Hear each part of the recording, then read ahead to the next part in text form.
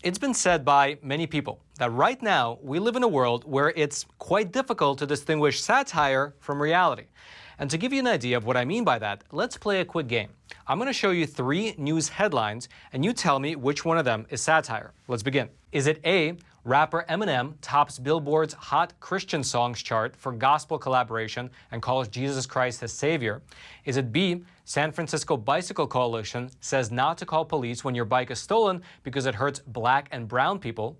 Or is it C, PETA says good riddance to Dr. Fauci with a Halloween costume complete with an oversized syringe and stuffed beagle? And the answer is none. It was a trick question. All 3 of those news headlines are real, showing us just how difficult it is to actually write satire these days. However, that does not stop some people from trying. People like Mr. Seth Dillon, the CEO of the Babylon Bee, one of the largest satire sites on the entire web. And they are large despite the fact that they are heavily censored, having been suspended on Twitter, kicked off of TikTok, and even having had their email service provider suspend them as well. And so, while I was over in Texas, I took the opportunity to sit down and speak with Mr. Dillon in order to discuss, for one, the difficulty of writing satire in an already ridiculous world, and secondly, on a deeper level, the importance of comedy in revealing vital truth that otherwise could never be said. Take a listen. You recently had some difficulties with your email service. You were trying to bypass some of the big tech censorship on the social media platforms using email, but even with the email you had some problems. Can you sort of lay it out for the audience what happened? Yeah, I mean, well, it's hard to know what happens with these things because a lot of times you'll get shut off for a policy violation and you ask them, well, what policy did I violate? And they say, well, we don't have to disclose that to you, right? So we're using this service called Front App, and Front App is like a shared inbox service so that you can have your emails, your text messages, all different channels, direct messages from different social platforms, all funnel into one inbox that your customer support team can handle from one place. It's a very useful tool. There's all kinds of rules and canned responses and stuff like that. So we've been using that to manage our customer support stuff. And then out of the blue, we get a notice of termination that we're permanently suspended. There is no appeal. We violated their conduct policy. So, this kind of stuff happens. You're never really safe on any of these platforms. And so we've just been, for the last couple of years, bouncing around to whatever platform will have us. Very frustrating, honestly, and a big setback for our business because everything was set up on this platform. But ultimately, they're a private business. They can do what they want, but if they're engaging in viewpoint discrimination, we didn't actually violate their terms of service, there's no way for us to, get to the bottom of that or do anything about it. So, tough spot to be in, but, there's going to be alternatives out there. We've already transitioned to one, but unfortunately, conservatives this is the reality that we have to deal with. So also, if you go on your Twitter page right now, the Babylon Bee official Twitter account, the last post on there is from like March. Yeah. Right? What is it about your content and your satire that has the people holding these levers of, getting content out there like the email service? I guess it's not the email service provider, but this email platform, the big tech. What is it about your content that's having them, shut you down? It's true. Our content is true. I mean, look, we're satire, right? We're fake news you can trust. That's our tagline. But there's truth to these jokes. That's the point. There's truth. We're reminding people we're pointing back to the truth and trying to speak truth to culture using humor, using comedy. And the left is on a full-out assault against truth. They're on a full-out assault against rationality. They want you to say that 2 and 2 make 5. And if you don't say that, they want to boot you off the platform. So even if you just joke about how 2 and 2 make 4, if we do a joke about, and this is what got us knocked off Twitter, USA Today had named Rachel Levine Woman of the Year, and this is a transgender person in the Biden administration. And we did a joke about how we were naming Rachel Levine Man of the Year. And so, we're making a joke that's spoofing a real story, but is rooted in the reality that this is a male person, and a man is an adult human male. So there's truth to the joke. That's why they don't like it. That's why they want to take it down. So they're fighting the truth more, and that's why they're on. That's why they're fighting comedy, is because comedy speaks the truth. I think you've gotten sort of like to a deeper philosophical level. There's a panel discussion going on today. It's called something with the poo, but the poo spelled Pooh, and it's about Xi Jinping and how he's censoring people who talk about Winnie the Pooh, right? Yeah. And sort of the premise of that panel discussion is that tyrants really fear comedy because comedy can topple a regime, essentially, because of what you're saying. It gets the truth out in a way that's supposed to it's like the common folk way to get the truth out. Well, the people in positions of power, our most powerful institutions, They want, and that's, it's not just the government, there's people in power in government, but there's also, celebrities and entertainment and education, all of these institutions, they have a narrative that they want to advance. They have a progressive narrative. They have their own propaganda. They have a narrative they want you to buy into. The last thing they want is somebody mocking and ridiculing and poking holes in that narrative. That's the comedian's job, honestly. And so, but that's why they squirm and get so worked up about jokes that they don't like, because those jokes are making their narrative that they want you to take seriously, we're making it less serious. We're causing people to question it. But that's really our job. I mean, that's what we're supposed to be doing. And I think that anybody who's interested in the truth should be willing to have their own ideas examined in that way. But there's also the other side of it too, where it's like, we have so many bad ideas out there right now that are permeating our society. They're advancing so many crazy ideas, insane ideas, that really the best response to it is not to try to argue with people. I say, the way that I put it is this usually: if you've abandoned rationality on purpose and you're adopting an irrational view on purpose, and you are, but you're trying to do it anyway and push it on people, the best response to that is not to try to argue with someone who's abandoned rationality, because you're using reason against non-reason, right? The best response is to respond with ridicule, to make fun of it, to joke it, to mock the hell out of it. So honestly, I think that's why there's a target on our backs, is because we do that very well. All right, just to pause here for a super quick moment, I wanted to mention that the sponsor for today's episode is a super cool company called Sekur. And they're a cool company for people that actually care about their privacy.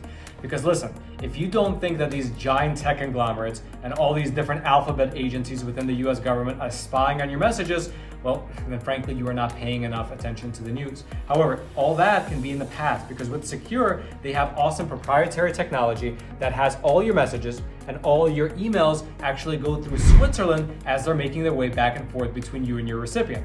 And so let's say you're here in America and the person you're messaging is over in Canada, Mexico, or anywhere else in the world. Well, it doesn't matter, because all your messages are actually going through Switzerland back and forth from one to another, meaning that they are not subject to the Cloud Act, and they are only subject to Swiss laws, which are some of the safest in the entire world. Their technology is awesome, it's proprietary, and they're a company that actually cares about your freedom. They care about getting the facts out, which is why they sponsor a company like ours.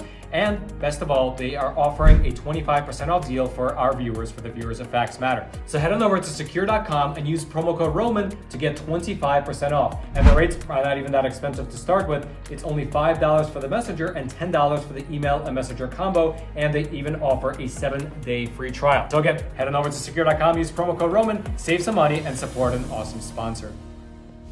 It feels like there's almost a real push away from sort of a mainstream comedy. Because I know that back in the day, if you were a comic, you'd have to kind of go through up through the circuits, right? But nowadays, it's almost impossible if you're an actual edgy comic to go through up the traditional channel. So, like guys like Ryan Long, I don't know if you're familiar with his comedy. Yeah. So he's able to put out his videos, then he's able to have his own independent podcast, and there's almost like this side ecosystem that's building up around people that can still make jokes and tell the truth. And I feel like eventually, and I'd love to know if you agree with this opinion, eventually that old apparatus will just decay because it's not funny anymore, right? It's like, I was watching for the first time ever Seth Meyers, I think his name was, right? Seth Meyers online as late night talk show. He was actually making fun of CPAC, and the jokes were just like lame. Like, I'm okay with making fun of myself or the event I'm at, but it's like just lame jokes, not funny at all. So I feel like eventually that will decay, and whatever is built here will actually flourish because this is where the humor is. Do you agree with that?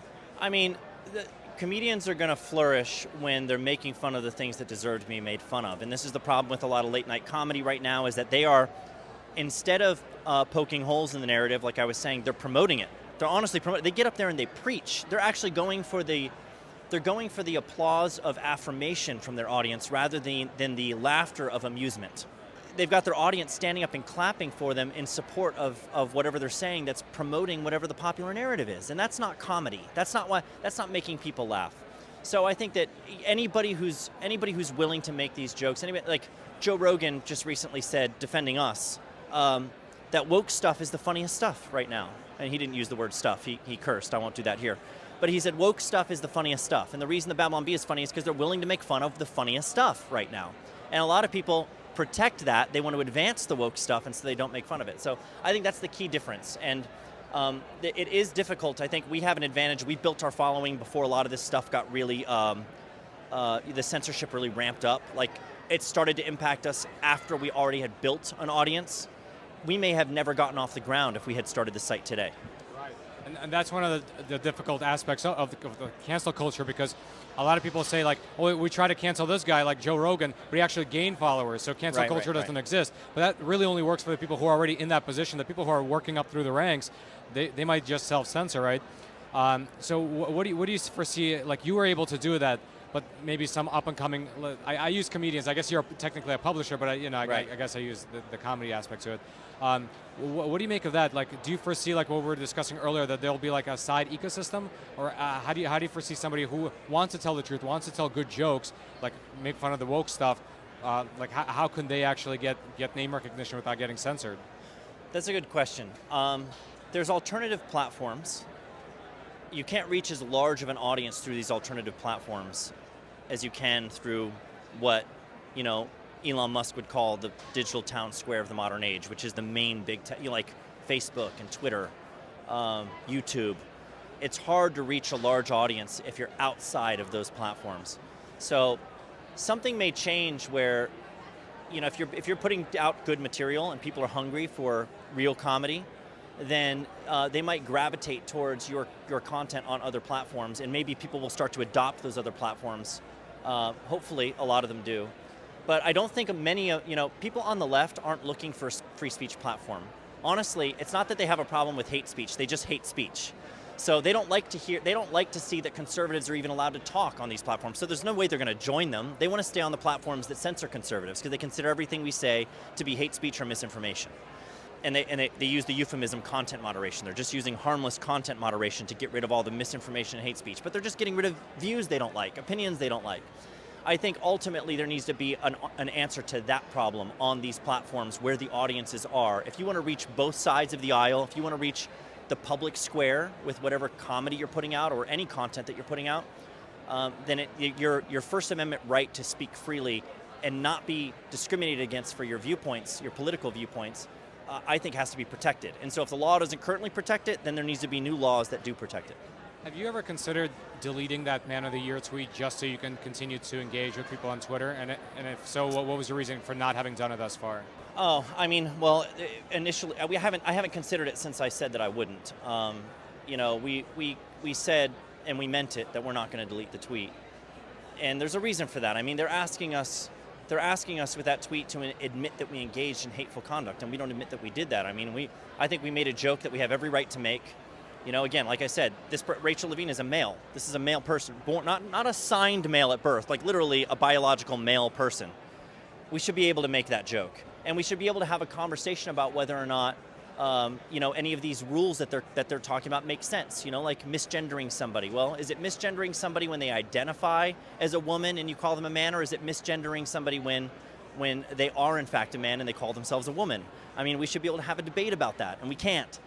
So we stood on the principle that the truth is not hate speech, and we don't want to be playing a part in these games of giving these platforms more power than they should have. We're not going to censor ourselves. If you don't like our joke, you can delete it. Now, as usual, what we just watched was not the full interview, because I don't want to be suspended off of this platform, just like how the Babylon Bee is suspended off of many others. I instead chose to upload the entirety of the interview over on Epoch TV, our awesome no-censorship video platform, because over there, we don't have to work around the self-censorship regime that is present here on YouTube. And so if you'd like to check out the entirety of this interview with Seth Dillon, as well as a plethora of other great content, including documentaries, other programs, as well as I should also mention that our program, Facts Matter, I publish somewhere between 2 to 3 exclusive episodes over on Epoch TV. Episodes that, because of, again, of the regime of censorship here on YouTube, I cannot publish on this platform. So if you want to head on over to Epoch TV and check out all that great content, the link will be right there at the very top of the description box. I hope you check it out. And until next time, I'm your host, Roman from the Epoch Times. Stay informed, and most importantly, stay free.